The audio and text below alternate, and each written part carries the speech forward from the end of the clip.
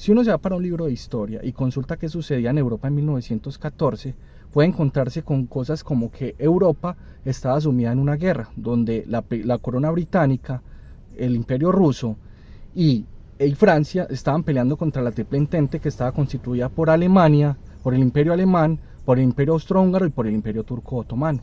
Pero lo que la gente no infiere o no sabe era que esa guerra, la que se sucedió entre 1914 y 1918, que históricamente se conoció como la Primera Guerra Mundial, pero para esa época o para esa fecha se conocía como la Gran Guerra Europea. Nadie sabía que más adelante, 20 años después, de cuenta de los nazis y el resto y las potencias de Occidente, sucedería una Segunda Guerra Mundial, pero para 1914 se conocía como la Gran Guerra. 1914 era un año en el que el mundo era el producto de una revolución industrial que se dio en Glasgow, Escocia, a partir de la máquina de vapor, que le permitió a las potencias una serie de avances tecnológicos como la cadena de montaje, la cadena de repetición, un montón de avances tecnológicos que no fueron esquivos a toda la carrera armamentista que estaban desarrollando estas potencias. Es por eso que en 1910, 4 años antes, el Lord del Almirantazgo de la Corona Británica le dijo a todo el Parlamento británico que la flota británica, es decir, la flota naval británica, que para ese entonces trabajaba a vapor, tenía que cambiarse a combustión a petróleo, es decir, a combustión de recursos energéticos fósiles, porque la inteligencia británica ya sabía que el imperio alemán había desarrollado un montón de ingeniería que trabajaba a partir de la combustión de petróleo, es decir, de recursos fósiles, de recursos energéticos fósiles. Es por esto que se empieza una guerra de frente entre quién va a controlar estas tecnologías y por ende necesita controlar una serie de recursos energéticos que lo único que hacen es generar un montón de guerras como la que tenemos hoy actualmente entre el pueblo israelí y el pueblo palestino, entre Palestina e Israelí, pero vamos por partes. Resulta que para 1914 los británicos se dan cuenta que para ganar o para controlar el futuro, o seguir siendo la potencia predominante o la potencia hegemónica del mundo, ellos tienen la necesidad de controlar esos recursos, que en este caso no son más que los recursos energéticos, es decir, petróleo. Entonces, ¿qué pasa? En 1914 la corona británica sabe que lo que se conoce como pozos petrolíferos o lo que se conoce como grandes reservas de petróleo las contiene el Imperio Turco Otomano. El Imperio Turco Otomano es lo que hoy se conoce como los países árabes, lo que es Arabia Saudita, lo que hoy es Irak, lo que hoy es Irán, lo que hoy es Siria, lo que hoy es Palestina, lo que hoy es Jordania, lo que hoy es Yemen, lo que hoy es Sudán. Toda esta serie de países árabes era lo que para 1914 estaban, por decirlo de alguna manera, estaban enfrascados o estaban metidos dentro del Imperio Turco Otomano, que, ojo, muy importante, los turcos son una etnia, los árabes son una etnia. Lo que pasa es que el Imperio Turco Otomano en ese entonces había algo que los unificaba como turcos y como árabes, que era el Islam, era la religión que predominaba en la zona. Entonces, ¿qué es lo que sucede? Alemania, en ese momento, en 1914, está peleando de frente la corona británica está peleando de frente contra Alemania, y están estancados en una guerra que no ven por dónde salir, es decir, están estancados en trincheras en Francia, están abiertos los frentes occidental y oriental, y Alemania sabe que, Inglaterra, el imperio británico sabe que hay que buscar otra forma de ganar esta guerra. ¿Qué es lo que sucede? El Imperio Turco Otomano para 1914 era, por decirlo así, era el imperio menos relevante, era el imperio en decadencia, era donde toda la gente que estaba contenida dentro de ese imperio, que en su mayoría era árabes, vuelvo y repito, ojo, los árabes son una etnia, los turcos otomanos eran otra etnia, entonces estaba el ambiente como totalmente dispuesto a que los árabes se desprendieran del Imperio Turco Otomano, es decir, ellos querían independizarse, crear una serie un montón de movimientos que estaban comandados por los jóvenes árabes que decían, este imperio no hay cómo contenerlo, este imperio va en decadencia, este imperio no tiene futuro. Entonces Inglaterra aprovecha esto. En 1914, en plena Primera Guerra Mundial, como les digo, Inglaterra sabía que para poder seguir siendo la potencia hegemónica, sacar del paso a Alemania, ganarle la carrera para controlar esos recursos, volverse seguir siendo la potencia hegemónica, sabía que esta guerra la tenía que ganar, fuera militarmente o fuera por medio de espías o por medio de tratados truchos o tratados marranos, por decirlo así, tratados por debajo de la mesa, como lo que eventualmente va a suceder. Es por eso que en 1916, aprovechando esos ánimos y esas ganas que tenía el pueblo árabe de desprenderse del imperio turco otomano,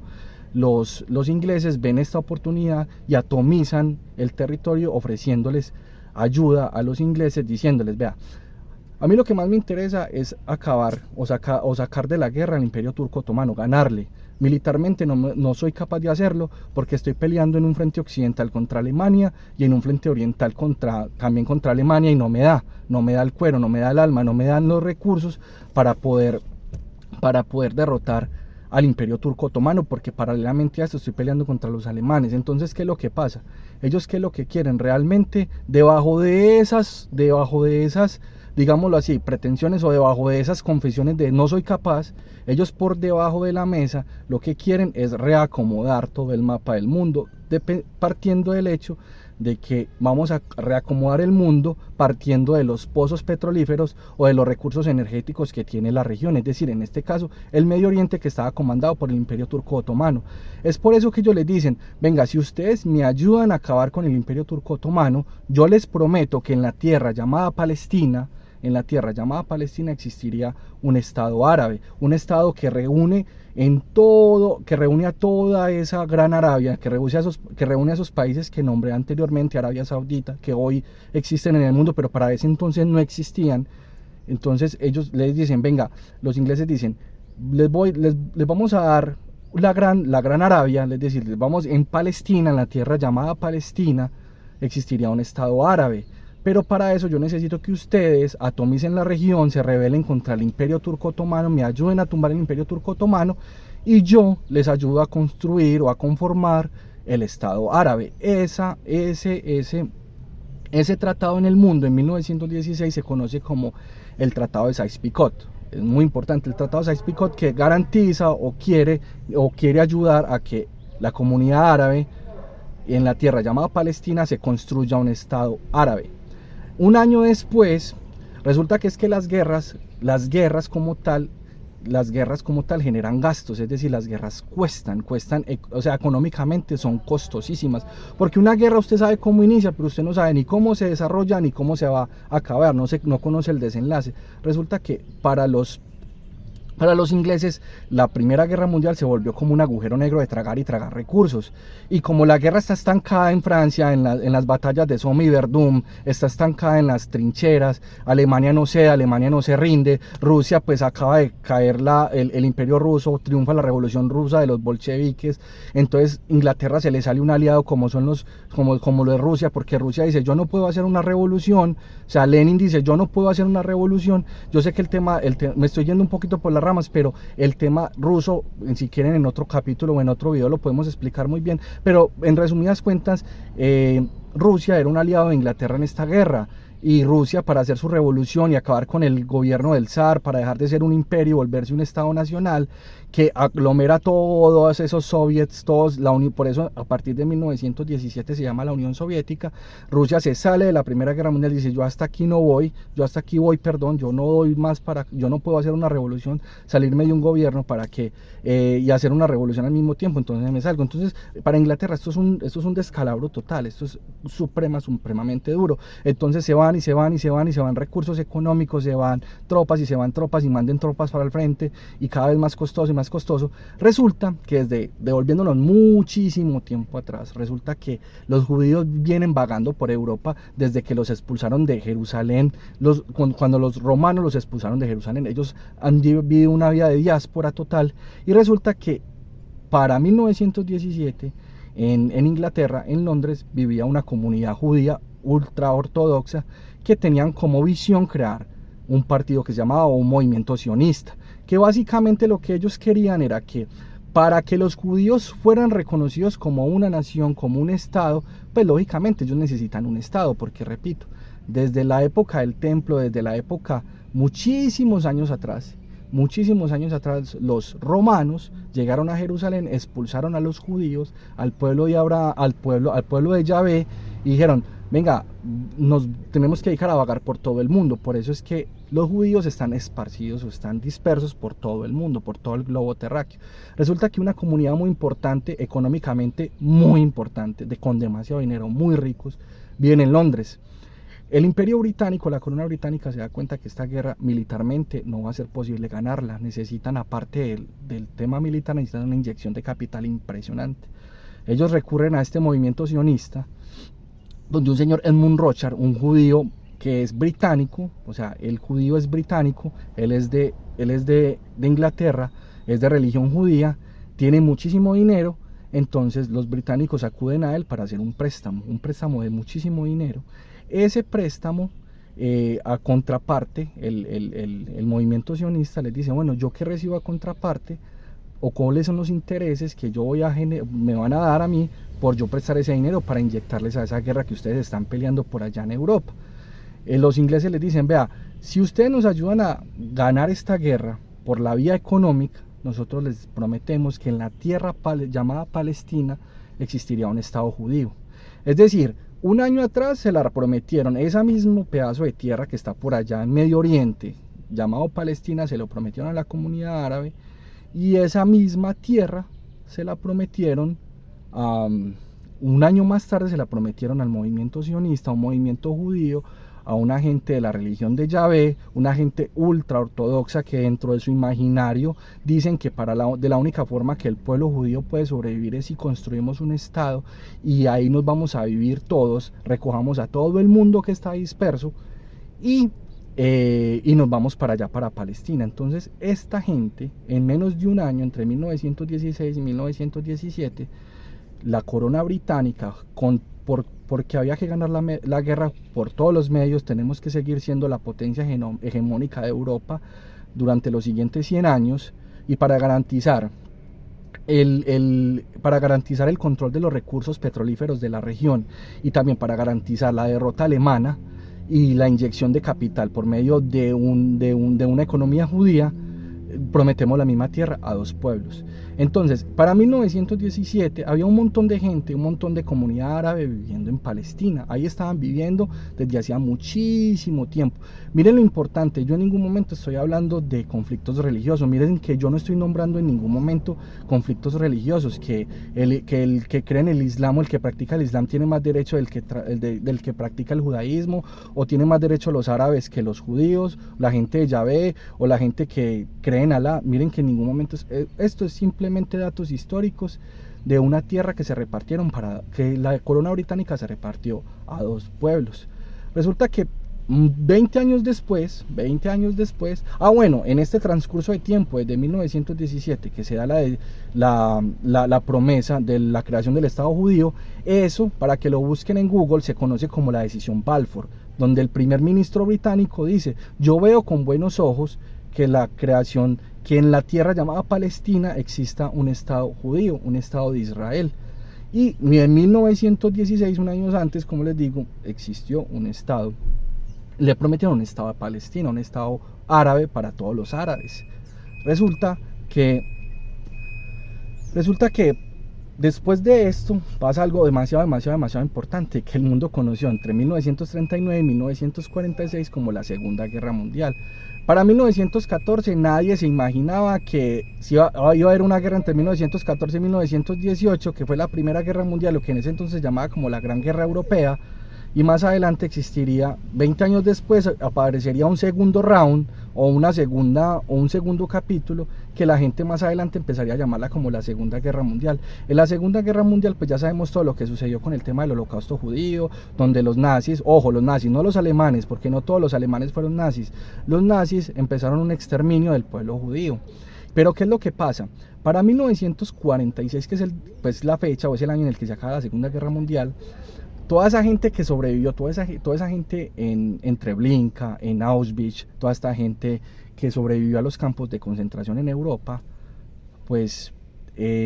toda esta gente decía, bueno, es que a nosotros nos mataron, pues primero por el antisemitismo europeo, porque no creemos en Cristo, porque una Europa completamente cristiana, cristianizada, una gente, los nazis nos satanizaron como los responsables de la pérdida de la Primera Guerra Mundial por parte de Alemania, porque a Alemania le tocó pagar una reconstrucción europea, Alemania no va con el cuero, eso es otro tema, y ese es el por qué se da la Segunda Guerra Mundial. La Segunda Guerra Mundial simplemente es una continuación de la primera, exactamente lo mismo, porque a Alemania le hicieron digámoslo así, le pegaron una tumbada tremenda, una puñalada en la espalda, donde Alemania quedó como la causante de la Primera Guerra Mundial, cosa que no fue así, eso es completamente falso. Resulta entonces que para el pueblo judío, usted sobrevivir a un holocausto donde durante el 39 y al 46 a usted lo cazaron por ser simplemente judío, por no creer en Cristo, por no practicar un cristianismo, un catolicismo, a usted lo persiguieron por toda Europa, y usted es un sobreviviente de eso. Resulta que toda esa gente la empiezan a aglomerar, la empiezan a juntar y la suben a unos barcos. En esos barcos se monta toda esa comunidad judía sobreviviente del holocausto, y ellos empiezan a vagar por el mar Mediterráneo, empiezan en un barco y no tienen dónde atracar, porque esa gente no tiene nación, esa gente no tiene un estado a donde llegar. Entonces,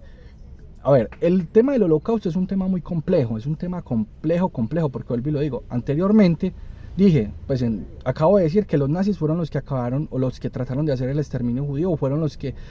crearon el holocausto, y no todos los alemanes mataron judíos. Pero ¿qué es lo que pasa? Muchos alemanes que no eran partidarios y muchos europeos, por un tema de antisemitismo, un tema de odio a los judíos, agacharon la cabeza, miraron para otro lado. Nadie preguntó cuando cargaban a esos trenes llenos de judíos, nadie preguntaba para dónde va esa gente, qué van a hacer con esa gente, por qué los están nadie. O sea, hay como, digámoslo así, hay como una culpa colectiva, hay una culpa colectiva entre toda Europa, que dice, venga, es que esta gente es sobreviviente del holocausto, esta gente que está montada en esos barcos y no tiene a dónde llegar, no tiene dónde atracar, esa gente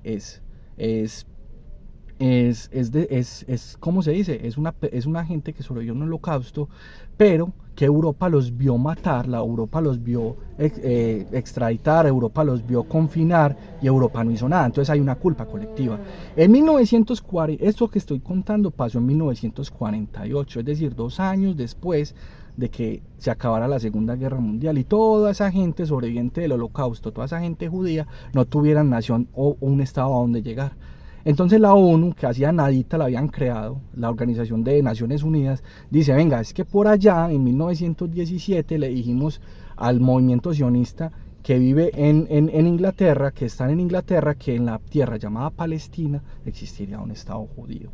Entonces, pues aquí tenemos la raíz del problema tan grande que está pasando en Medio Oriente entre el pueblo árabe y el pueblo israelí, entre Palestina e Israel. ¿Por qué? Porque es que como esa decisión se firmó, como la decisión Balfour, la corona británica, que son los verdaderos responsables de todo lo que está pasando, porque literalmente le dieron la misma tierra. Es como si a usted en su casa, usted lleva viviendo toda la vida y de la nada llega una gente y le dice, venga, es que esa pieza donde usted duerme, ese baño donde usted se baña, esa cocina donde usted come, eso también le pertenece a una gente que lleva toda la vida vagando, llevan todo el tiempo vagando. Usted ni siquiera había nacido cuando los expulsaron de Jerusalén, que los romanos los hicieron irse y se dio la primera, esa diáspora tan grande judía. Esa gente que viene vagando por todo el mundo, Europa, Asia y también en América, van a venir a vivir en su casa. Entonces miren la gravedad del asunto. Como la decisión Balfour se firmó y la decisión Balfour es un hecho, entonces toda esa gente desembarca en lo que hoy conocemos como Palestina. Entonces, ¿qué es lo que pasa? Poquito más noche, o sea, días después, todos esos estados que viven en la región, que están pegados ahí donde se da el Estado de Israel, todos esos países árabes, todas esas nacionalidades árabes dicen, venga, yo no reconozco a ningún país, yo no reconozco ningún Estado de Israel. Y esa gente ataca, esa gente se va con toda contra el... O sea, Israel hace nada, la ONU crea el Estado de Israel en 1948, ditas a los días siguientes se da el primer ataque, se da la primera guerra de todas esas naciones árabes que dicen, yo no reconozco la ONU, yo no soy responsable del holocausto, yo no tengo nada que ver con la diáspora judía, atacan al Estado de Israel. Pero como siempre, en las guerras siempre pasa lo mismo, usted sabe cómo arranca una guerra, pero nunca sabe cómo se va a desarrollar y cómo va a ser su desenlace. Por eso es que en las guerras no hay nadie, no hay ni buenos ni malos. En las guerras todos son malos. Porque en las guerras usted tiene cosas tan básicas y tan cavernícolas, por decirlo de alguna manera, como, yo simplemente obedecí órdenes. A mí me dijeron que todo el que iba con un turbante en la cabeza lo tenía que asesinar. O a mí me dijeron que todo el que crea en Yahvé lo tengo que asesinar. O, por ejemplo, aquí en Latinoamérica, es que cualquiera que no esté con mi partido político lo tengo que asesinar, o yo simplemente obedecía órdenes de mis superiores. Las guerras, ninguna guerra es buena, y todas las guerras, desde que el mundo es mundo, las guerras se hacen para robar. No hay ninguna guerra hasta el momento que no haya sido para robar. Entonces, teniendo en cuenta todos estos sucesos, y que los países árabes se van de una, inmediatamente creado el Estado de Israel, no lo reconocen, porque usted geopolíticamente, desde que usted, o sea, para usted tener un Estado, para que lo reconozcan, usted necesita una lengua, población, y que un vecino, un amigo, o algún otro Estado lo reconozca. Entonces, los judíos tenían gente, ya les habían dado territorio, pero no los reconocían. Los estados vecinos, que en este caso son estados árabes, no reconocen el Estado de Israel, no reconocen el Estado de los judíos. Es por esto que cuando se da toda esta guerra, y como les digo, las guerras no se sabe, uno sabe cómo arrancarla, pero nunca se sabe cómo se va a dar su desenlace. ¿Cómo les parece que Israel gana esta guerra?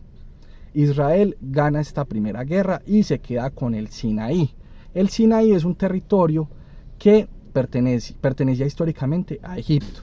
Resulta que para 1958 Egipto, o sea, ya, listo, entonces ya tenemos una primera guerra que los árabes perdieron, y cada vez se va creando más odio, porque yo no reconozco el Estado de Israel, entonces yo lo ataqué, entonces usted no puede existir como Estado judío. Los judíos le dicen a los palestinos, es que esta tierra me la dio la ONU, entonces ustedes se tienen que ir, y se tienen que ir. Algo muy importante que me tengo que devolver un puntico, y es que cuando se da el reconocimiento del Estado de Israel por medio de la ONU en 1948, todos esos países árabes, todos esos árabes que van y atacan a los judíos que les dieron esa tierra, les dicen a los palestinos, venga, es que ahí llega un invasor, yo lo voy a destruir, yo lo voy a borrar del mapa. Todos los que estén ahí, palestinos, árabes, se tienen que abrir, se tienen que ir. Entonces ahí en 1948, de cuenta de esa guerra que hicieron los países árabes contra Israel, se da la primera diáspora del pueblo palestino. O sea, los palestinos, literalmente todos los que venían viviendo ahí de toda la vida, se tienen que ir, porque claro, pues si hay balas cruzadas, si hay bombas cruzadas, lo que llamamos hoy fuego amigo, o quién lo manda a estar ahí porque ahí cayó una bomba y usted estaba ahí de malas. Eso es lo que le pasa al pueblo árabe, que tiene que hacer una diáspora tremenda. Segundo, bueno, y en ese orden de ideas, ¿qué es lo que sucede? Para 1958, Egipto intenta recuperar el Sinaí, que por medio de esta guerra que acabo de nombrar del 48, los judíos se lo quitaron a Israel. Ahí empieza el primer territorio ocupado. Es decir, la ONU, y algo muy muy importante, la ONU le dice al Estado de Israel, venga, usted que es sobreviviente del Holocausto, esta decisión que la tenemos que tomar en caliente, porque pues por el estupor mundial, por la vergüenza mundial del Holocausto, resulta que es que ahí vive una gente, que son palestinos, que son árabes, que es gente que en su gran mayoría, ojo, no todos los árabes practican el Islam, hay árabes cristianos, y según hay también árabes que practican la religión de Yahvé, es decir, hay árabes que pueden ser judíos, porque un árabe es una etnia, no es una religión, es una etnia, es decir, es gente del desierto, porque la palabra árabe significa gente del desierto. Los árabes les dicen, venga, hagamos una cosa, la ONU le dice a los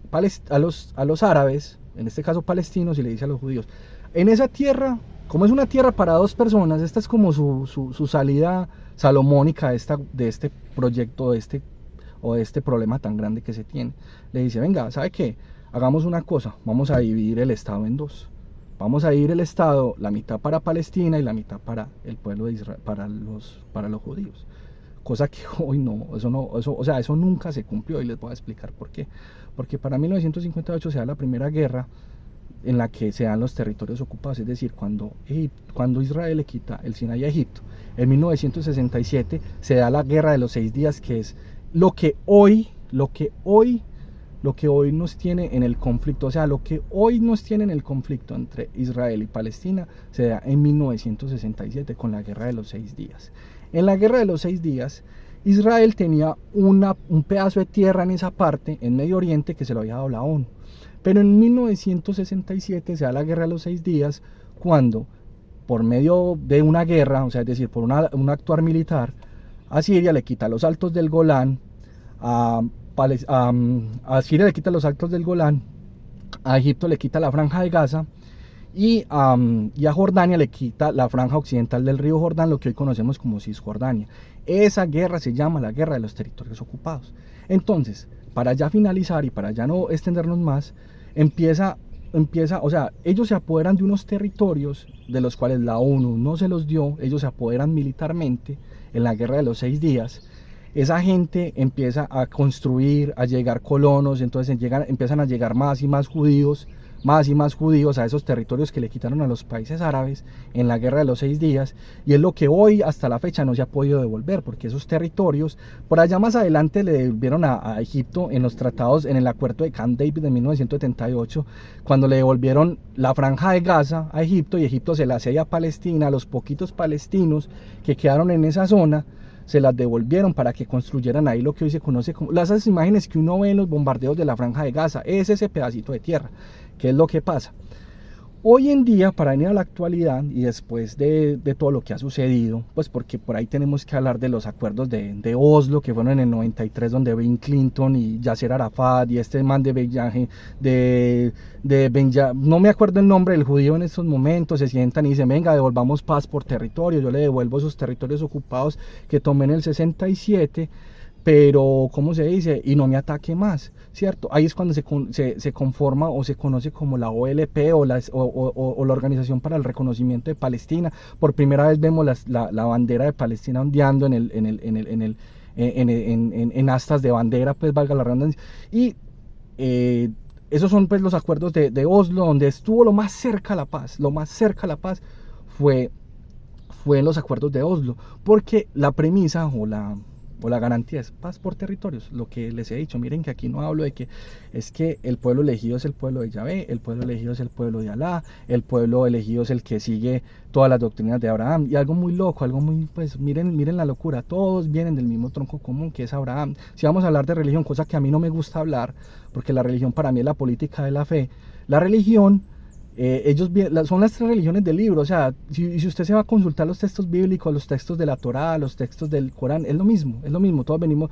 si vamos a creer en el mito teológico, venimos de Abraham, todos venimos de Abraham. Entonces, pues porque los cristianos son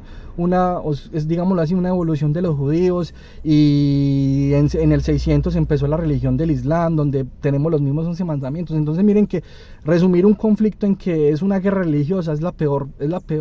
forma de resumir. O sea, eso no tiene nada que ver. Algunos me dirán, no, pero es que mira que el Hamas es un movimiento musulmán que se creó porque la OLP no dio resultados contra el Estado de Israel, entonces Yasser Arafat lo asesinaron, entonces se creó el Hamas, y el Hamas ataca. Pero es que también en el lado judío hay un montón de ortodoxos que no les importa dispararle a niños árabes, a mujeres árabes. Entonces es lo que digo, en la guerra no hay buenos ni malos, todos son malos, no hay ninguno. O sea, y mucha gente a mí me ha preguntado, bueno, ¿y quién tiene derecho históricamente a eso? Yo digo, no, es que esto prácticamente es como buscar huevo gallina, no se puede, literalmente, no se puede. Entonces, por ende, tenemos que tener en cuenta que esto es un conflicto que parece que no se va a acabar. El conflicto se va a acabar cuando la ONU tenga los pantalones de decirle primero a la corona británica, venga, es que usted es el causante de esta guerra, porque es que esta guerra es debido a que usted le prometió la misma tierra a 2 pueblos, ¿cierto? Que un pueblo ya estaba establecido y el otro vino a invadir, ¿cierto? Y este conflicto se va a acabar cuando la ONU le diga, venga, es que yo particioné el Estado para dos pueblos, y eso no se ha cumplido, porque hoy si usted mira la franja de Gaza cada día la van reduciendo más, y la van reduciendo más. Entonces, ¿qué es lo que pasa? Yo no estoy justificando ni el Hamas, ni al Hezbollah, todos estos movimientos radicales, porque la guerra llama más guerra. Pero tenemos que tener en cuenta que la creación de todos estos grupos paramilitares, que no son más que grupos paramilitares, que portan las banderas del terrorismo, lo único que hacen es atomizar la zona, crear más guerra y más guerra.